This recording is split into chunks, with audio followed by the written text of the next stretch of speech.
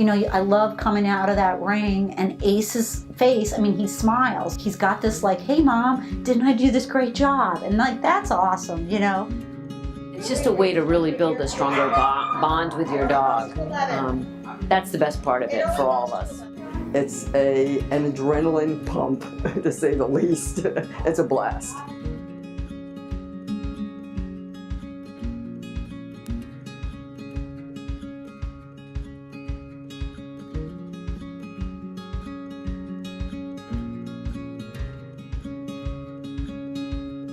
My name is Vanessa Andrews, and I do agility with my 3 dogs, Ace, Rollo, and Stanley. Agility is a sport for dogs that requires them to run courses with their owner's guidance and maneuver through and around various obstacles. It can be done both competitively and recreationally, and it's a great way to get active with your dog.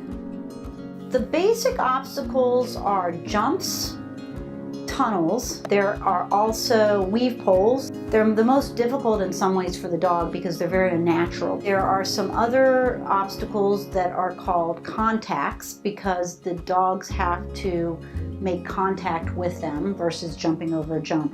And we have an A-frame, which is a rectangular frame that you run over. And there is a dog walk that you run up and along and back down. There's a teeter, which is like a seesaw that they go over. Each course is made up of around 15 obstacles, which vary from course to course in order and placement. There are different types of courses that you do. Some are just jumps and tunnels and weaves. Some include the contact equipment like the A-frame and the dog walk. When you're in a competition, you'll have a couple of different types of events that you enter, and each one will have a set course, and you'll typically get the map ahead of time so you can see what that course is going to be. Before a run, the owners familiarize themselves with the course by walking through it without their dogs. A successful or qualifying run means that the dog made no mistakes while running the course. These disqualifying mistakes are called faults, and they can include dropping a bar or missing contact on a contact obstacle. Disqualification means the run does not count towards titles or awards. The most prominent organization for agility in the United States is the American Kennel Club, or AKC, which hosts several events each year, giving the dog and owner teams the opportunity to compete against each other to win titles. The most prestigious title in agility is the Master Agility Champion, or MACH. Basically what you do is you sort of work your way up, and the titles that you sort of are working toward are called the Master Agility Champion title. And this is a title that is basically based on how many qualifying runs you have. You get points based on how fast your dog is and how consistent they are. And you have to sort of get to a certain threshold in terms of points and that sort of thing. And then you earn this title, which is called the MACH, M-A-C-H, Master Agility Champion. AKC has 2 major competitions each year, the Invitationals and the Nationals.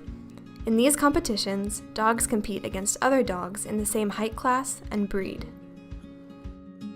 There are different opportunities throughout the year. In AKC, there are 2 big ones. One is called the Invitationals, which is where the top 5 dogs for every breed are invited to come and compete. That's the one we're going to in December. There's also something called the AKC Agility Nationals, which happens in the spring, and that's based on purely meeting criteria in a given year, which is pretty ambitious because you have to earn a lot of points, and the faster your dog is, the more likely you are to get there. So you tend to have the fastest dogs. Ace was able to qualify for that last year, so he got to go to that.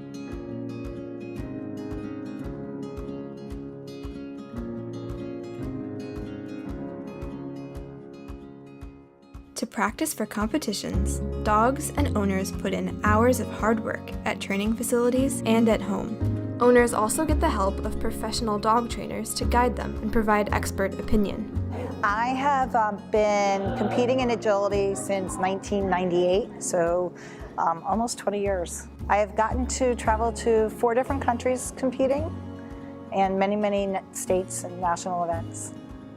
So I teach other people how to best cue their dogs. So if you don't cue your dog correctly, many dogs will do things that are unexpected that you don't want. And the better you can cue them, the faster and more timely you can cue them, not only are they faster, but it's safer for them because they know how to take off for a jump and you're not putting them into a wing or something like that. So I try to teach people how to cue their dogs the best of their ability and also train their dogs so that they can be happy and successful, because I want to see every team and all my students do really well. Whatever their goals are, I want to see them succeed at their goals. I appreciate that Cynthia is supportive of you regardless of if your dog is the fastest breed. She's just supportive of where you are and where you want to be with your dog. Trainers like Cynthia not only teach the technical side of agility, but also provide support and encouragement to their students.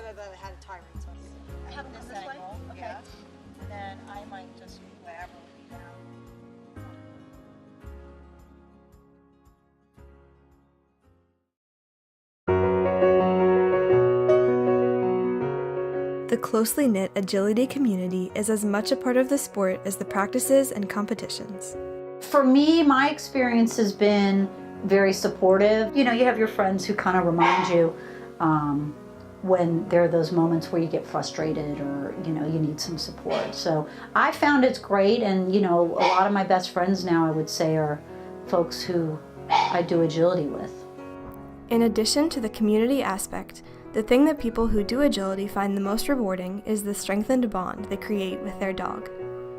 My favorite part about it is the relationship that's developed between my dog and me, or my dogs and me. I lucked out with having a great little dog that is good at it and likes to do it. That bond that you get with your dog competing is very special.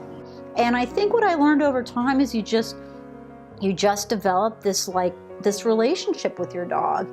And if you don't get too caught up in the titles and, you know, the competition and all, you realize this is pretty awesome that I have this little dog that is willing to do all this for me. I mean, they always say, you know, your dog isn't in it for the titles or the ribbons, or they don't care about that stuff. They just care about making you happy.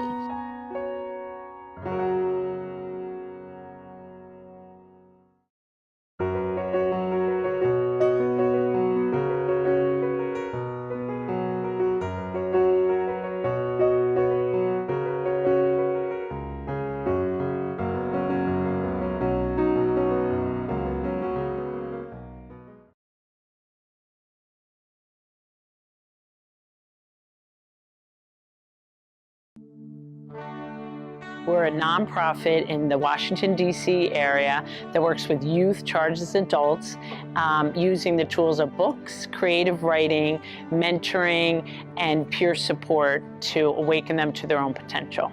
The most important mission of the Free Minds is to give a voice to those directly impacted by the criminal justice system. I never read a book until I got into prison, and it was through the encouragement of Free Minds Book Club and Writing Workshop that I read a book. They helped me get employed. I'm now considered a community activist. I've done press conferences for council members. They basically helped me keep a level head. Why is so much violence and danger in your community? And it's not because of these guys just want to be big, bad, and mean. No, it's because these guys need some support. And these guys grow up without any family, then the community has to take that place and come in to support us. With this club, you get to meet some of the inmates who have been released and hear what just a few words or things that you wrote down affected them and how it really helped them.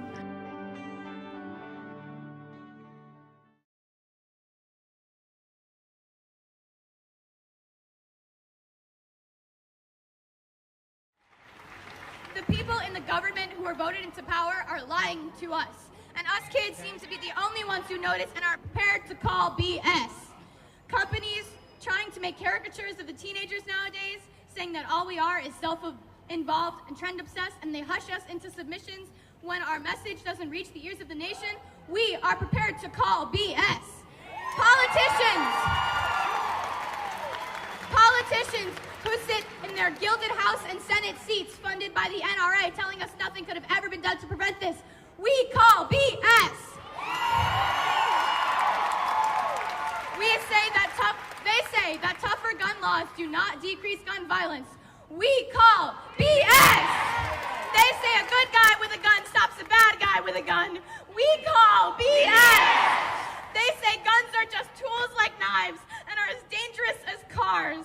We call BS! No, they say that no laws could have been able to prevent the hundreds of senseless tragedies that have occurred. We call BS! That us kids don't know what we're talking about, that we're too young to understand how the government works. We call BS! If you agree, register to vote. Contact your local congresspeople. Give them a piece of your mind.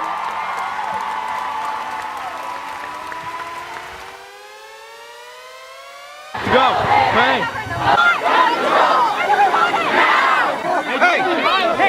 Well, I'm here because I don't feel safe in school. When I'm learning, I have to turn my head left and right because I hear footsteps. I'm afraid there's a gun. I don't feel safe, and I think guns just have to go at some point.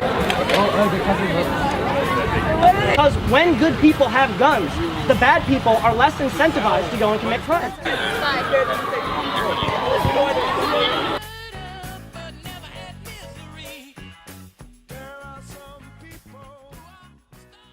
I just want you to stay in the line with me. We need to know what's going on. Okay. Okay? I am on the floor. Okay. You've got the kids there? And I've got every student in this library on the floor. You gotta stay on the floor. Is there any way you can lock the doors? Smoke is coming in from out there and I'm a little bit. The gun is right outside the library door. Okay? I don't think I'm gonna go out there. Okay, you gotta follow my night. I got 3 children. Okay, we're on it. Okay? I'm not gonna go to the door to shut the door, okay? I've got the kids on the floor. I got all the kids in the library on the floor. We have paramedics. If my son Daniel was not one of the victims, he would be here with me today.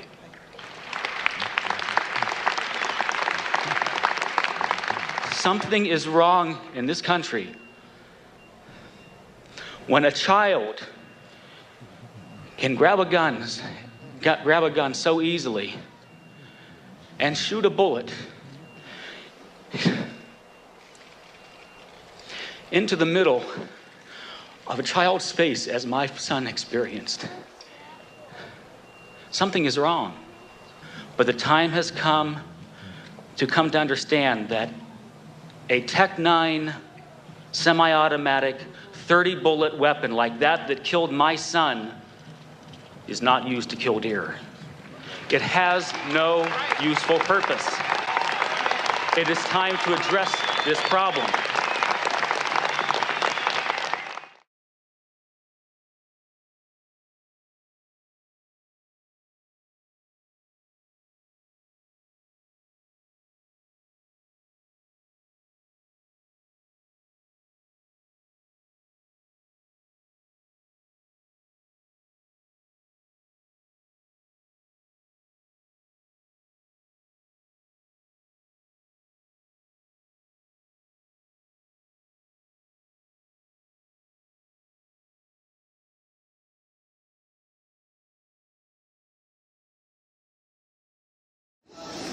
You know how to build the crowd. Hey, Blair High School and Einstein High School.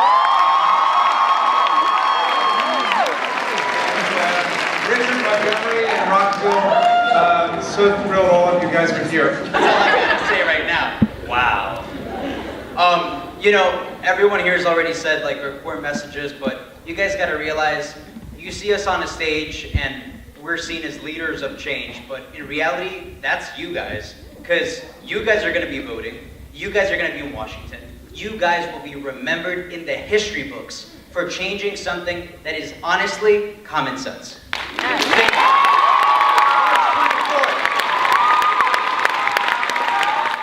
Are you guys planning at all to start to address the colossal issue of handgun violence? Because it's smaller, it's typically not as nationalized, but it's devastating. And so I was just wondering. Yeah, we were actually speaking about this today somewhat with, I believe, Senator Nelson when we were talking about violence in cities like Chicago. And, you know, that's what makes up most of the handgun homicides. Assault rifles, for the most part, I believe most, if not all, mass shootings are done with assault rifles. And I think that's what we're focusing on right now. is mass shootings.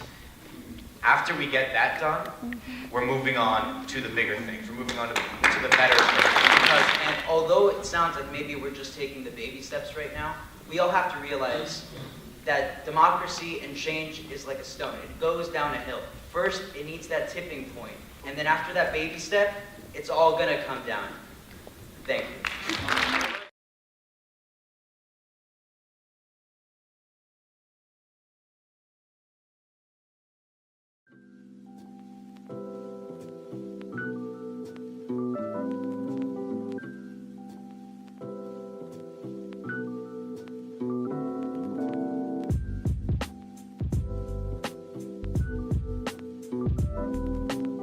Hey, my name is Jacob Shapiro and I'm the manager at Phantom Comics. Phantom Comics started in 2005 up in Tenleytown, and then in 2009 I think the store moved to Union Station and was in Union Station for like 5 years, and then in 2014 moved across town again here to DuPont Circle, and that's where we've been for the last 3.5 years. My name is Ray. I work here at Barbarian Comics in Wheaton, Maryland. Barbarian was created by a man named Carl Bridgers.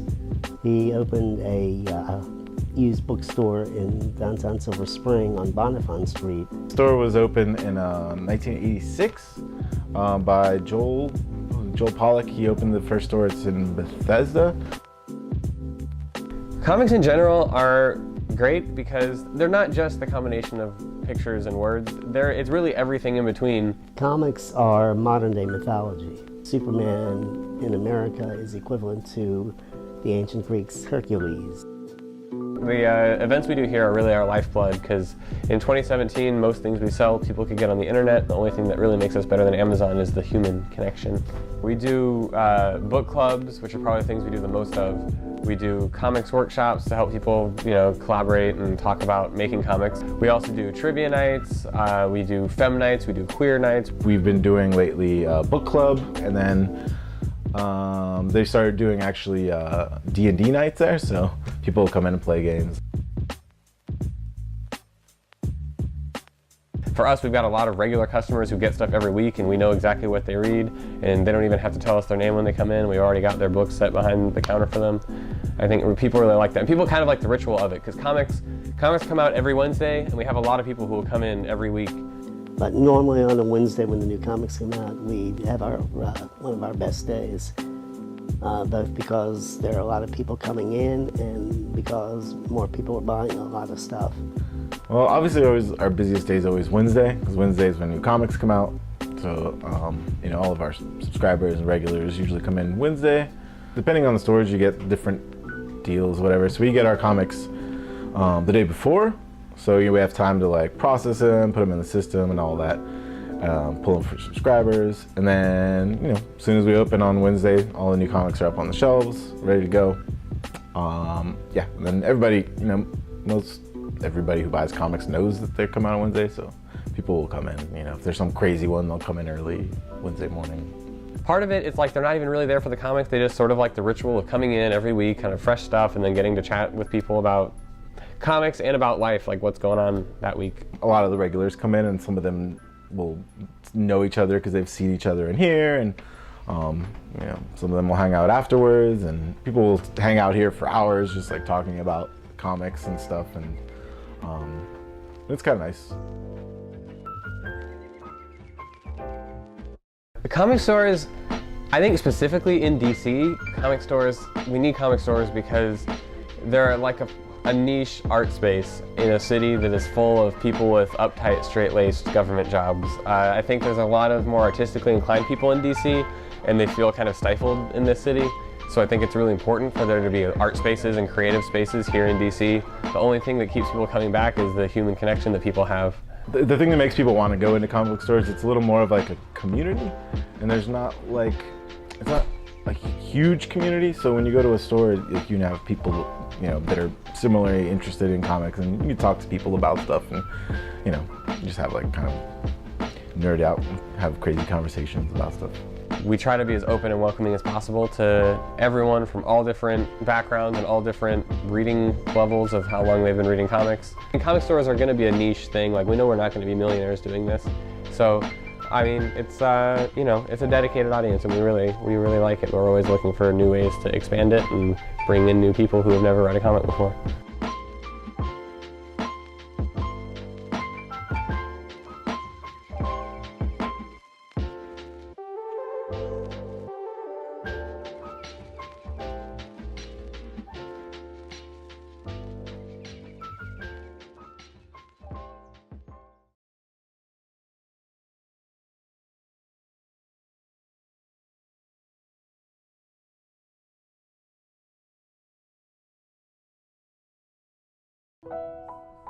One might wonder, what do refugees see upon arrival in a foreign country? Who is there to welcome them? How do refugees adjust to their new hometowns and ways of life? Aujourd'hui, le pays est malade. Today, the country is sick. Donc, comment le pays est malade, il faut soigner le pays. We have to cure the country. My name is Marie-Edith Douillat. I'm French and I've been living in Paris for now maybe 30 or 40 years, I don't remember exactly. And I am a member, volunteer, and in some way activist in Amnesty International in Paris. And on another side, I am a French teacher to refugees. Some have a good background in their country, and others have never been to school. And when they are in France, they learn how to speak and write French. The world is a bright place. However, even in Paris, the renowned City of Lights, this brightness is not universal.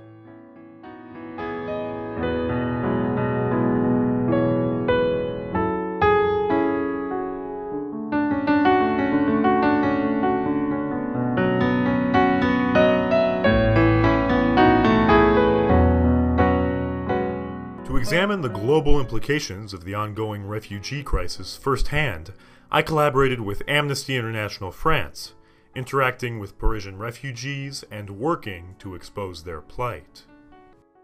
Hi, this is Sebastian Kraft, on location in Paris. Juxtaposition is a funny thing. Just as the ancient Louvre Art Museum is quite opposite to its more contemporary glass pyramid, Paris in itself is a very juxtaposed city, especially regarding human rights. Je m'appelle Ahmed Al-Jabr, je suis yéménite, je suis journaliste. Je travaille à Saba News Agency depuis 2000. Je m'appelle Djibi Marega, je suis de Mauritanie. Donc, j'habite le sud de Mauritanie, en face du Sénégal au fleuve. Je suis arrivé en France le 20 octobre 2008. J'ai sorti Yémen 2015, après Arabie Saoudite attaque au Yémen. J'ai fait une demande d'asile, mais le demande, ça n'a pas été marché. Donc bientôt, je suis là 9 ans. Speaking in French and in the vicinity of a Parisian mosque, Ahmed Al-Jabra described his habit of waiting in line, rain or shine, for new documentation, symbolizing his transition from Yemeni journalist to full-time refugee. Parfois il fait bleu, parfois il fait froid, parfois il fait chaud. C'est très mal.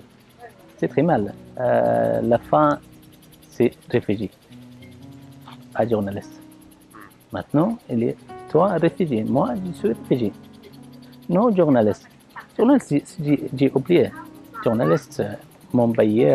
While Al-Jabra was forced to abandon his former life through habit, Djibi Marega, on the other hand, was stripped of his native citizenship. À ce moment, je suis là, je suis sans nationalité. I am here without any nationality. Je suis parti à l'ambassade plusieurs fois pour me demander mon nationalité. I went to the embassy, to the Mauritanian embassy, to renew my passport, and there was no way to obtain anything. Marega is currently a citizen of no nation, and he is applying for, but is not guaranteed, the official status of stateless person. Le dictateur, il n'a pas compris. Il a pris son choix. Donc le choix là, c'est très dur, nous gros Mauritaniens aujourd'hui. The dictator in Mauritania made his choice, and it is very difficult for us for us Negro Mauritanians. Donc même je connais un monsieur, il est malade, transplant, qu'on a le monsieur, on a arrêté, torturé, il met un trou, tu vois, c'est parce que le soleil fait chaud. Donc on met dans là comme ça. I spoke with Amnesty International, which assists refugees and migrants such as Algebra and Marega in their pursuit of their papers. At Amnesty International headquarters, we do not make any selection between nationalities. We just try to answer questions that for people coming here and asking legal advices, and we provide them with legal information and help them to apply for asylum correctly in France.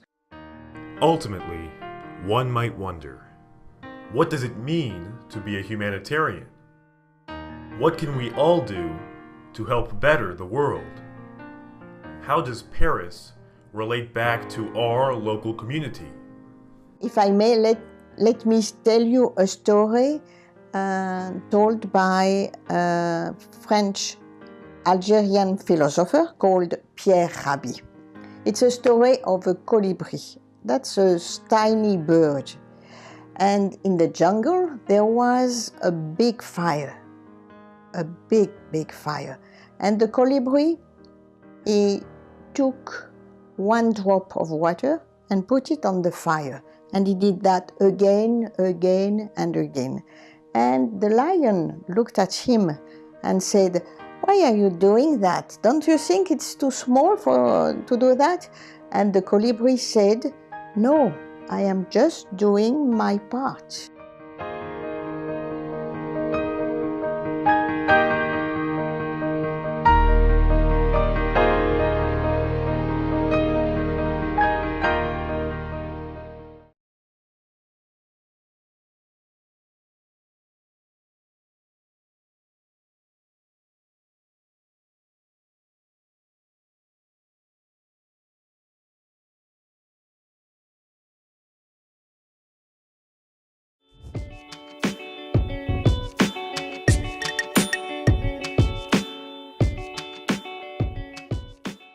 This program is designed to give students who are interested in checking out a career in the food service industry a glimpse into what that might look and feel like. Before you take it off the towel, I want you to cut the sides and make it nice and even. I decided to apply because my uncle and my dad and my brother, they're all chefs. So I wanted to follow into their footsteps. And I really like cooking. I cook for my family sometimes, which is cool, and I want to learn more about it. Everyone here that's in their program, they're passionate about their program that they're in. None of these skills are wasted skills. Every human on earth eats at least once a day, and many of us eat 3 times a day. So they're never going to be without a job. Because of this program and the connections with this school, you can help get into good colleges, especially for the Culinary Program. This school has a good connection with the CIA, the Culinary Institute of America. So every spring for about 6 to 8 weeks, we run the Cafe Edison. My program runs the back of the house or the kitchen, and Mr. Podik's classroom, Hospitality and Tourism, runs the front of the house or the dining room. It's a full-service restaurant. We serve people from the community, people from central office, but all the students and the teachers also from school come to the restaurant. It's a lot of fun. It makes every day a little interesting.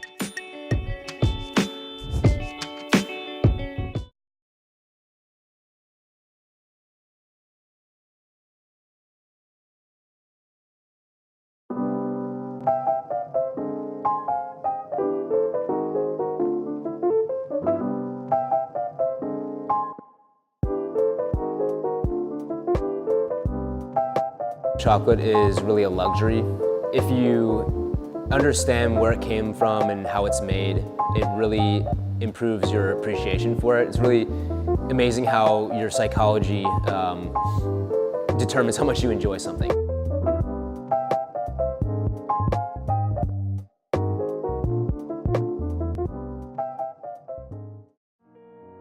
My name's Colin Hartman, and I'm one of the owners, co-founder of Harper Macaw, which is where we are right now in this chocolate factory. I started it with my wife almost exactly a year ago. We launched. However, this whole process from coming up with the name of our company and finding this space and sourcing our equipment and traveling down to Brazil to the rainforest to source cocoa beans and stuff like that has been a several-year process. I would consider it to be not necessarily just a small family business, but more of like a startup. We're trying to change the way that a supply chain functions and really raise the bar in terms of the quality of product. I do not have a background at all in chocolate. It's actually my wife who does. So Brazil, like I mentioned, where she's from, is a cacao producing country. Basically anywhere in the tropics that you've got a rainforest style environment, you can grow cacao. We only work with agroforestry farms because that's naturally what that environment should be like. It's naturally how cacao should grow. And so we have a very, very strict guideline that we use for determining whether or not we want to work with an agroforestry plot. So we're looking at the environmental conditions. So are they planting in accordance with ecologically sound agroforestry principles? Do they have a lot of different native tall trees that are providing shade to the cacao? Does it look like there's a lot of biodiversity in terms of plants and animals? Also, there's socioeconomic factors that we look for, like, is it operated by the owner? Does the owner basically manage it and has other kind of seasonal people that come in and do the harvesting? How much do they get paid? Where are they living? We try to get a very, very close, detailed look at what's going on at these farms, both environmentally, socially, and economically as well. The one piece that sometimes gets left behind are the parts that are helpless against human activity, which is nature a lot of times. I think that ultimately nature and Earth will be here after we're gone, but human beings have shown that we have a tremendous propensity to cause dramatic effects on nature and the environment. What happened specifically in Brazil in the 80s and 90s was there was this fungal infestation that wiped out the cacao production, and the farmers really were only planting cacao, maybe some other natural rainforest trees, but the cacao was their only revenue stream, so they had to cut everything down and become basically cattle ranchers. So they were, they had these pastures in the middle of what should be rainforest, and so a huge amount of deforestation was caused because of that, which is part of the reason why our environmental impact model exists, is because cacao is part of the problem, and so we're trying to make it the solution.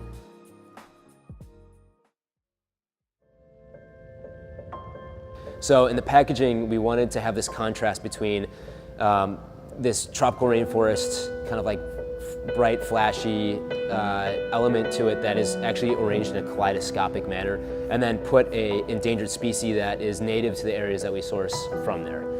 Just because I think this is the real, they're the inhabitants of these habitats and these environments, and so it's just a way for us to communicate that this chocolate was not made to extract from this environment, but to support it. And so by purchasing a chocolate bar, you individually are reforesting about 20 to 40 square feet of land. And I think that's something that's pretty incredible when you can attach the idea of buying a consumer product, or something that's even a more awesome version of a consumer product like chocolate, that directly reforests land right in an area where cacao, the main ingredient in the chocolate, had previously caused a huge amount of deforestation due to just improper farming methods by farmers, and then also just this disease. It's a pretty powerful thing.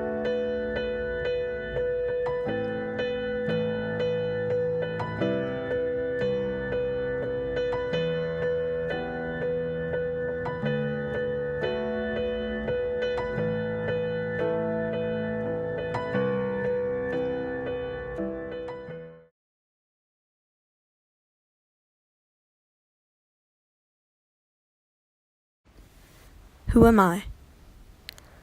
I'm depression, anxiety, bipolar disorder, obsessive compulsive disorder, addiction, schizophrenia, PTSD, Who am I? Mental illness. It's very hard to understand what's going on in someone else's mind. All of my friends have some sort of mental illness. I don't know why or how we all came to find each other, but I guess I'm lucky that I have a small group of people who understand that some days it's going to be hard to get out of bed, and some days are going to feel absolutely impossible. I've always been a really happy kid. Always smiling, always laughing, always not really caring what the world and other people think of me. But when I was 14, I fell into a trap known as depression by a lot of you. So I've dealt with depression pretty frequently throughout high school, but especially throughout the past few months. November 18th, 2016 was the day that I was diagnosed with clinical anxiety and put on medication. It used to come up before sports. I would get so nervous that I would throw up. And before tests, my hands would shake so much I could barely hold a pencil. I was diagnosed with depression when I was 13, but I had known something wasn't right for a few years prior. I've been struggling with depression for over 2 years, and it is by far the hardest part of my life. Insomnia controls my mind 10 o'clock sharp every night. I personally have had OCD since I was very young, and I've grown up with it. I struggled with a lot of depression and anxiety throughout my life. Mental illness is something that surrounds all of us, you know? It's not always going to be yourself or your close friends. It can be family members, distant relatives, people you have class with, and it affects all of us. The only thing is some people don't know it affects them. I used to think that I was depression, anorexia, bulimia, anxiety, and obsessive compulsive disorder. I was my addiction. I was suicidal. I felt helpless and sought comfort through addiction and starving. I was fine. I couldn't see the damage I was causing. Low blood pressure, slow heart rate, poor circulation. I was always nervous and sad about everything, and my mental state was slowly spiraling downwards. I got in a huge fight with my parents. I remember screaming to them that I'd rather be dead than live the life I was living at that moment. It was the first time I'd realized how terrible I felt. But the worst part was the way my parents failed to realize how real my words were. I struggle with going to school, waking up in the morning, putting a smile on my face, pretending everything's okay. It started by being in bed for days, not wanting to do anything, see anyone, just being lethargic and just being there and asking myself why I was alive, why I was there. It's terrifying when sometimes I'll look back on myself and say, I can't believe that this upset me so much to the point where I was just sobbing and being unhappy with myself. I became suicidal. My grades dropped. I struggled through losing many friends and being bullied for months. I have to call one of the few people I feel like I can talk to just to get myself to realize I don't have to end my life. I'm ambitious, outgoing, and I feel like I'm on top of the world one day. And then just like that, my whole world feels like it's crashing down around me, and I don't want to exist anymore. You feel like you're falling into a really, almost endless hole. And I know that sounds cliche, but there's nowhere to really go and no one to really tell. And I became nauseous before going to school and stopped going places because I didn't want to see people that I loved. I had lost 20 pounds because my anxiety was through the roof. I could not eat, even if I wanted to. I stayed up at night not knowing why. I could not focus on schoolwork. It was always my fault to blame. I didn't think I had a problem. But it's not a healthy cycle when you're plagued by regrets from the passing days and fear for the upcoming ones. All the mental illness talk, all of this should be accepted. Some of the smartest people were schizophrenic. Some of the smartest people and most influential people have anxiety, have PTSD, have depression. It's something that you can never get out of, the influence of it. Depression doesn't care if you're popular. It doesn't care if you have a boyfriend. It doesn't care if you have people who care about you. It is a constant struggle for me, made worse by people with no disregard for my feelings, who made me come home sobbing after school for weeks on end. It is a disease that affects me physically and mentally every day, all the time. People tend to make generalizations about people with OCD and people with all mental health issues. But I don't think that's fair because it really does vary from person to person, and no person with a mental health issue is the same. And I want people to know that mental health is very important, and mental health issues occur in a lot of people.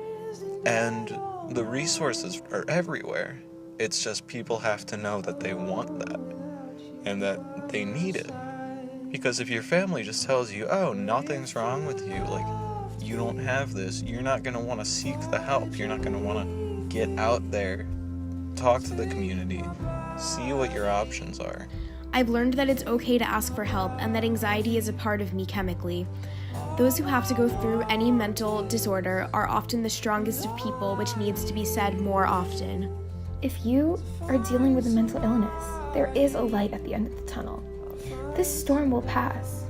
You aren't alone.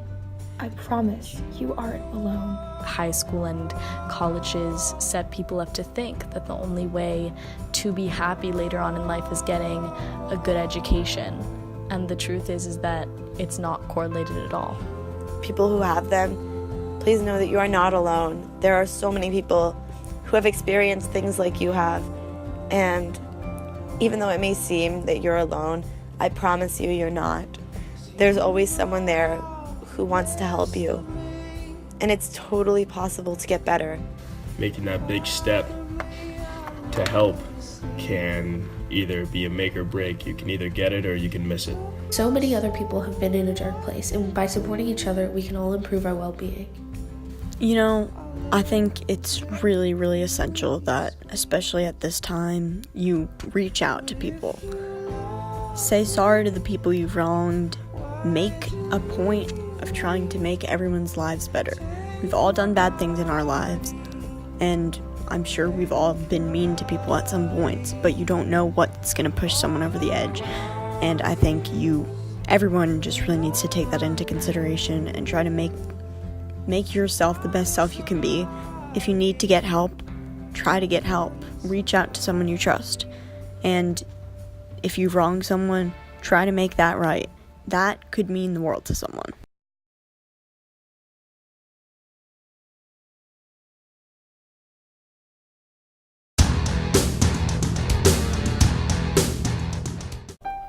How can success be within reach for some immigrants? Some immigrant students choose to succeed in their lives, and they do it. For some immigrant students, it is hard to reach success because it's hard to adapt to a new culture, language, and country. For some students, education is number one. Their goals are to learn English, to graduate, and to be successful. One of the biggest problems I think that immigrant children have, students, is they don't understand how important education is. In this country, education is important for getting a good job, for being able to keep a good job, even for if you run your own business. So education is really, really important, and I think that a lot of kids don't value the idea that, first of all, they need to come to school every day, and that education doesn't end when you leave the school building. You have homework. You really have to do that sort of stuff. So those are the biggest problems I think immigrant children have, is understanding what's required and how important it is. For a new immigrant student, I think that they have the ability to do well, but sometimes the language is a barrier. Other problems with students who may not speak English very well is reading ability. So in class we do a lot of, where everything that I use in my class is all in English. So if a student is unable to read English or understand what they're reading, that can be a challenge for those students in my class. One of my problem is the English part. There's small people talk my language, and I have to learn a lot of English and understand. I'm going to study hard to accomplish it and to be a successful medicine, and yeah. One of my major problems since I came to this country was the language because I didn't study English in my country. So when I was thinking to come here, I was thinking to be a good student. So I come here to United States to learn and to live here. One of my dreams that I come to United States because when I graduate from high school, I wanted to be a doctor. My goal is to study medicine to be a future doctor. One of my goals in my life is to learn English and be an architect, so I'm getting good grades at school. And my goals to the future is to be a surgeon doctor and do a good work with my teachers in classes. Yeah, my goal is to be a good student and to be a surgeon doctor. Some parts of working with immigrant children are difficult. I do not speak Spanish, but yet I teach a lot of kids that only understand Spanish. So that part's hard, but there are ways around that.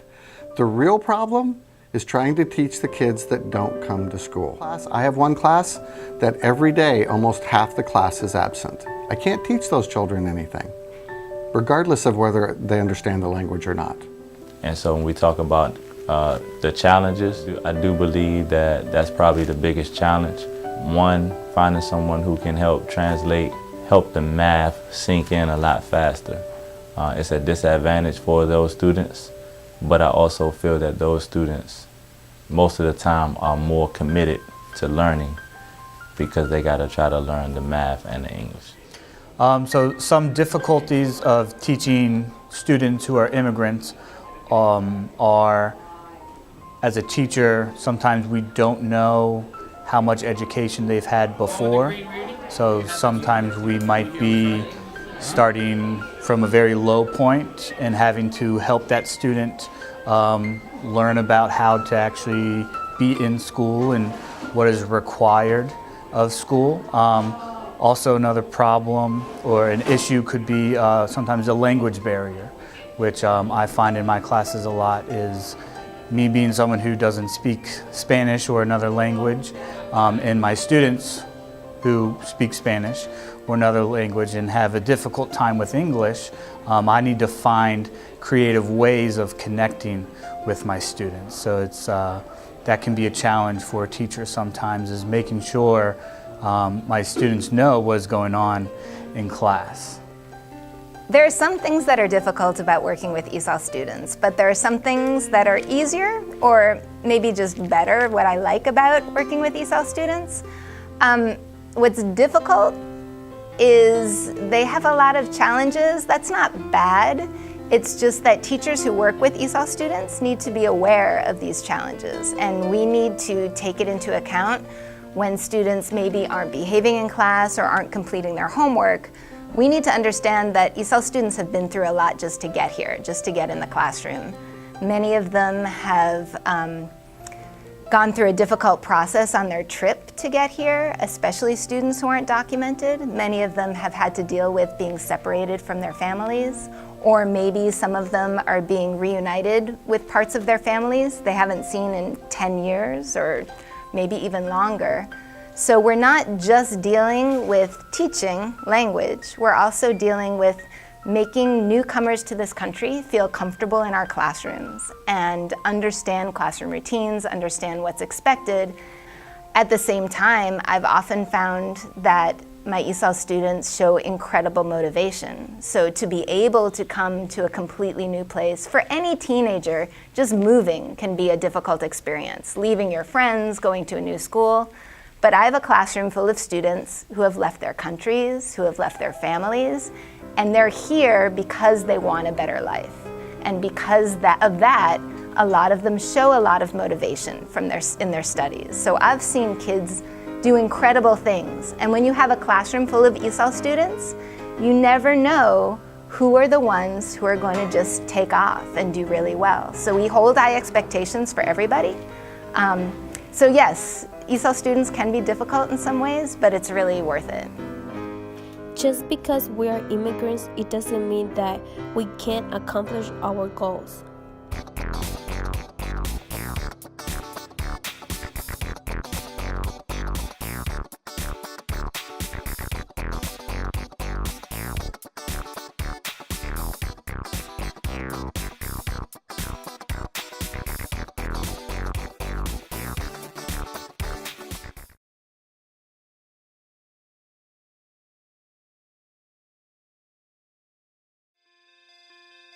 This rice bowl is for charity. It's called Table for Two, and making rice bowls. And if I send one picture will give 5 school lunches in East Africa. And I thought this is a great chance to promote Japanese and also help the less advantaged school children. Well, first we have sticky rice and we cook it in a rice cooker, and then we get seaweed. And then we kind of, mold it into a shape with our hands. And, there are lots of different things that we can add to it. We had pickled plums, we had, different types of beef, spices, stuff like that. And then you kind of finish the shape by holding it together with seaweed. This activity is kind of nice because I've never done anything like this, and I'm pretty sure none of the class have made it. But it's a new experience and it tastes kind of great. If any other classes would like to try and complete this activity, it would be nice and a good new experience.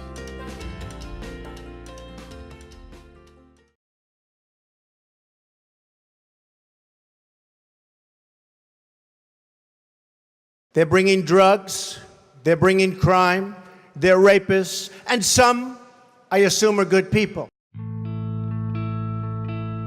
It's a tough time to be an immigrant in America.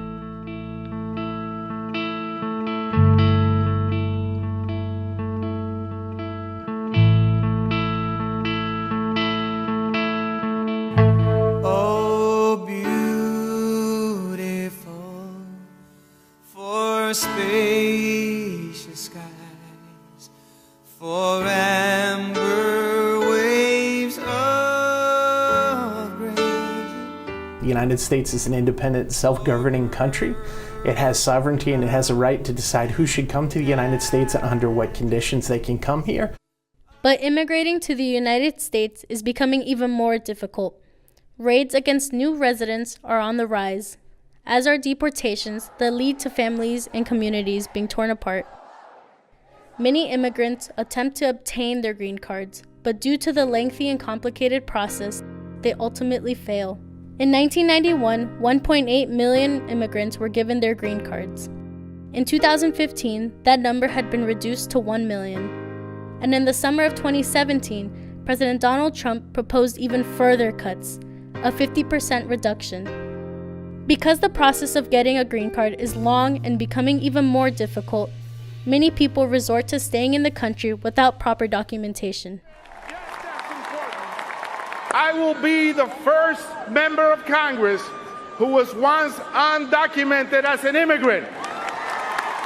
For us immigrants, our commitment to this country isn't always found in our papers, in our documents. We had the opportunity to interview Congressman Adriano Espaillat. Why did you immigrate to the United States? We came here, my family, to do better for ourselves, to do better economically, to come to America. Immigrants have a rich tradition of doing well in America, striving for the American dream. In fact, 40% of Fortune 500 companies were founded by immigrants or children of immigrants, including Google, Tesla, YouTube, Intel, and Pfizer. For all the contributions that immigrants have made to society, there's still a common misconception that a majority of undocumented immigrants bring crime to the United States. In fact, most immigrants don't commit a disproportionate level of crime than a regular or legal or American citizen. I think they commit less crimes, precisely because their status is not determined, and if they do anything like run a red light or something like an infraction, they may be stopped and deported. Out of the 333,000 deportations in 2015, only 42% had prior criminal convictions, while 58% were peacefully contributing to society. Immigrants are the teachers who inspire our children, and they're the doctors who keep us healthy. They're the engineers who design our skylines, and the artists and the entertainers who touch our hearts. Immigrants are soldiers, sailors, airmen, Marines, Coast Guardsmen who protect us, often risking their lives for an America that isn't even their own yet. Many communities value their immigrant neighbors. One example is Montgomery County, Maryland, next to Washington, D.C., where 38% of the population is foreign-born. We're coming with our own savvy and experience. We can do things differently, maybe we can contribute better. If we could judge less and not assuming things and underestimating people, I think you can find a lot of potential out there. But even Montgomery County falls victim to senseless anti-immigrant actions. In August of 2017, 2 brothers were detained and deported while they were reporting for a routine check-in with Immigration and Customs Enforcement. I'm heartbroken right now. They treat my brothers like they're criminals, and they are not. And they're taking away opportunity to succeed in this country. I can't believe this. And all my family is heartbroken right now and really sad because it's not fair. There are some relatives of mine that are undocumented. They haven't committed any crimes. They work and they pay their taxes. So you're willing to deport them for not doing anything wrong? Your family made a choice to engage in behavior that's prohibited under the laws of the United States. And the fact is that behavior has consequences. So my willingness to enforce the laws of my country and to ensure that the rule of law, which is what makes life in the United States livable and attractive to so many people, is not the problem. The problem is that members of your family chose to violate the laws of the United States, and when the consequences come, they don't like what the consequences are. Many people forget America's history. We were founded and built by immigrants. Our strength comes from our diversity, and if we continue to welcome everyone with open arms, our country will only get stronger. We are a nation of immigrants. I am an immigrant. I am an immigrant. I am an immigrant. I am an immigrant. I'm an immigrant. I'm an immigrant. I am an immigrant. I'm an immigrant. I'm an immigrant.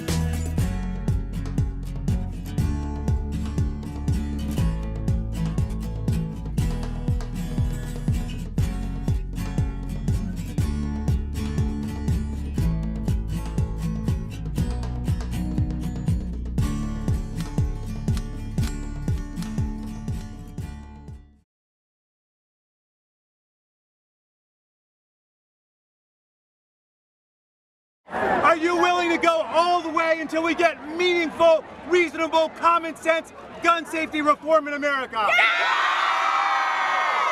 Are you going to stop organizing? No! Are you going to stop mobilizing? No! Are you going to stop agitating? No! Are we going to win? Yeah! Are we going to win? Yeah! Yeah!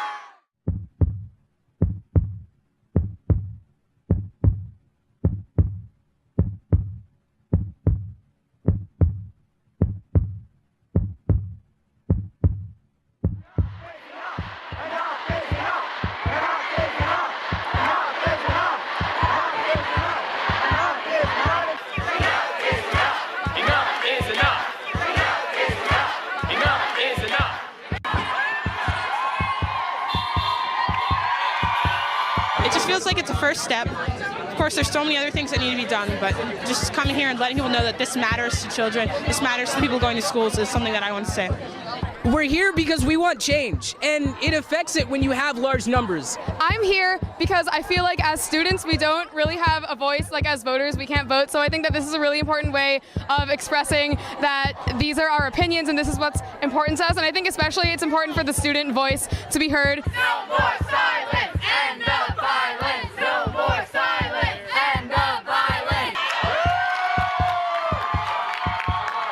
There's no reason why somebody should be able to walk into school and just like kill people for whatever reason. It's a threat to kids every day, and they're in a bad learning environment if they're in an environment where something this dangerous could happen and kill this many people. We want to show congressmen and other politicians that they need to support us, then we need to show that we won't support them. The fact that at least once a day there's been some incident involving gun violence is crazy. And the fact that we're saying that a student's life is not as important as the Second Amendment is insane. We are not gonna back down.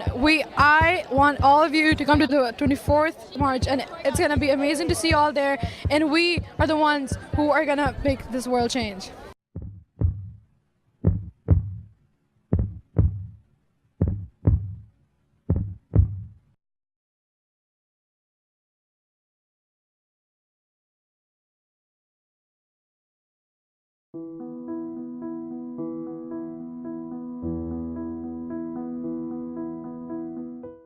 My name is Tony Caston, and I'm the manager of the Mission Muffins Workforce Development Program here at Central Union Mission.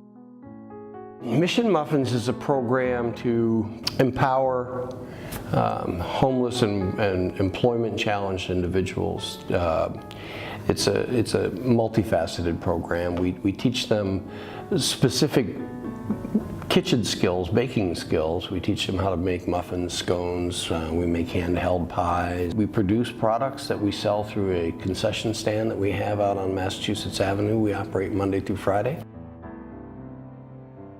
I wanted the guys to have an opportunity to showcase their goods and to actually interact with people that they normally wouldn't interact with. Working in the kitchen is one thing, but actually taking the results of your efforts and seeing the reactions of people to those efforts is where the real reward, the real benefit comes from. A lot of these guys have never really had a full-time job. So we focus on work discipline, trying to teach them what's expected of them in the real workplace. You take a guy who's never had a job, who's sold drugs, who comes from a very, very tough background, who's been in prison. You know, we have one guy who is 65 years old who's been incarcerated for 40 years of his life. This is the first real job he's ever had. Like I say, with no direction, you know, the only thing that's on my mind is how I'm gonna get some money. Not working, but what I've been doing all my life, robbing, stealing, but I came through Central Union Mission. I went through the program, it changed my whole life, and a lot of good things happened since I changed. The hardest thing for me to understand is that was that a lot of these guys, their idea of a future was growing up was either death or prison, early death or prison. Trying to define what a future could look like for them and help them see the potential for their own future probably is the most rewarding aspect of what I do, but it's the main purpose as well. I'll get new guys and I'll say, hold your hand out here, and I'll say, that's how you are. You can see your hand, but you can't see anything out past there. You can't see the future. So my job, part of my job is to take that hand down so they can see everything else that's out there. You know, I see campaigns that say help end homelessness, help end hunger. Well, you can't end either one. You never will. It's foolish to even pretend that you can. All we can do is try and alleviate some of the suffering and the pain. I think more of an effort needs to be made to develop opportunities and point people towards a future. There's a story of a young girl on a beach after a storm that's littered with thousands of starfish, and an old man walks out on the beach, and she's picking him up and throwing him back in the ocean. And he says, what are you doing? And she says, I'm saving these starfish. And he looks around and he says, well, you can't save them all. And she bends down, picks one up and throws it back and says, but I saved that one. We can't, no one of us can do everything, but each one of us can do something. So collectively we can make a huge difference.